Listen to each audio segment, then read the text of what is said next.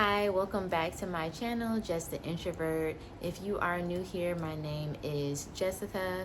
If you have watched my other videos, welcome back. I appreciate those that have watched my first video, which was an introvert's guide on how to join a graduate chapter sorority. I am in the process of wanting to join a graduate chapter sorority, and in this video I wanted to touch on my progress so far and the process so far that I've had in my journey, as well as share some exciting news about my plans for this upcoming fall. So let's get into it. So the first thing is my journey to be in a graduate chapter sorority has not stopped. I am still looking to join, but as of right now, as the summer has hit, events for graduate sororities kind of slow down a bit, and so I've kind of taken this time to want to just enjoy my summer, as well as take some time to recharge, rest, and be more intentional this coming fall when events will kind of start picking back up. There are still events that do pick up during the summer, but there are not as many events. So usually around the summertime, it's more of a planning time, and a lot of different organizations kind of don't have as many events. They still do have events such as service projects and different social events, but they don't have as many events during the fall or spring. Another thing I wanted to share that I don't know if I touched on it in my first video, but it's about intake with members and sorority. So a lot of people do like to know when a graduate sorority will have a line, but members like to keep it private and confidential and are very serious about making sure that it doesn't get shared out before it is shared to the public or shared to those that are invited to apply to the chapter.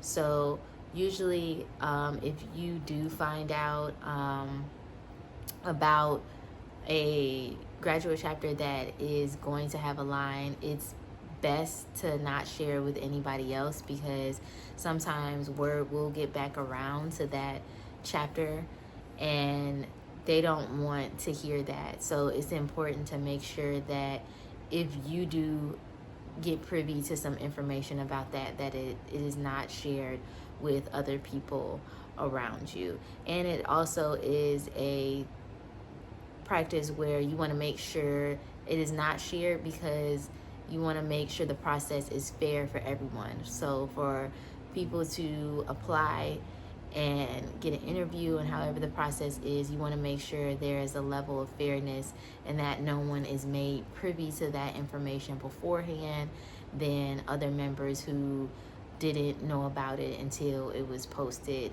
to the public or they were invited.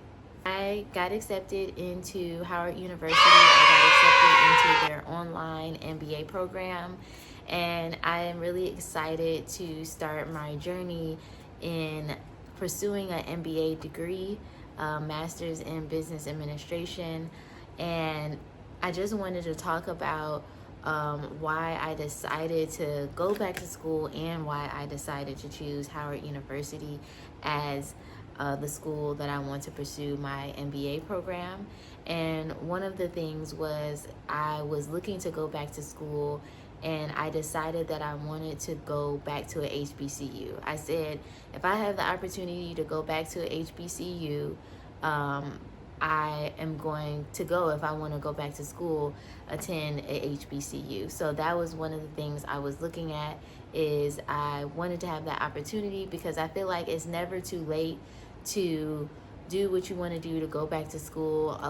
I've seen people who have said they wish they would have or heard people that say that they wish they would have gone to HBCU in their undergrad, and I still feel like it's never too late. You still can choose to go to those schools if you want to go back to school. And so I applied to not just Howard, I applied to 2 other HBCUs, Fayetteville State University and North Carolina Central University. So I did research and do my research on MBA schools that were had a good curriculum, and I wanted to make sure I was getting the best education when it came to going back to school. And so those 3 schools were ranked well, and I researched and looked at their curriculum, looked at all what they had to offer, and I applied to all of them. I got accepted into all of those universities. Ultimately, I did decide on Howard, and I can talk more about the application process and everything in another video, because you do have to take the GMAT, GRE score, the test, and score within a good scoring for them to accept you in. But I will touch more on that process in another video, so if you're interested, I definitely want you to watch that video. Why I decided Howard was really because I was looking at the experience and the connection I had to the curriculum. So I looked at the classes, the plan they had for prospective MBA students, looking at what classes you would take and each semester and each year, and I really liked the plan that they had set out, as well as the classes. A lot of the courses were things that I was familiar with based on work experience or my previous degrees. And a little bit about me when it comes to my degrees: I have a bachelor's degree in computer science with a minor in anthropology, and I have a master's degree in information systems with a concentration in database administration.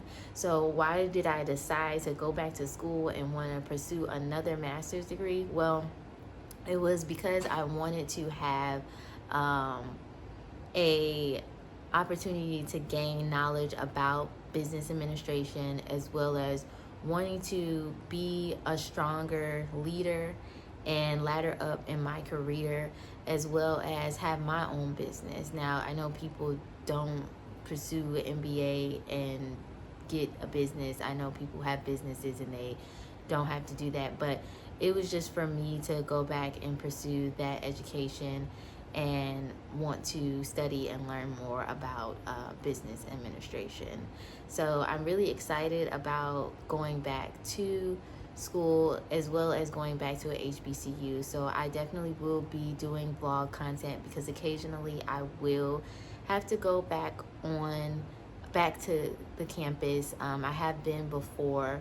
I originally went when I was at a work conference, and I was able to experience the atmosphere of the campus and everything like that, and that kind of helped me decide on whether I wanted to attend Howard or not. And I will be doing vlogging on that, as well as doing videos on my MBA experience and just some tools and tips for those who are looking to go back to school and pursue an MBA. So that is all I have. I truly appreciate you all for watching this video. And if you have any comments about going to HBCU, or any comments of going back to school or anything like that, I definitely want you to comment below, as well as like and subscribe if you haven't already. Thank you for watching.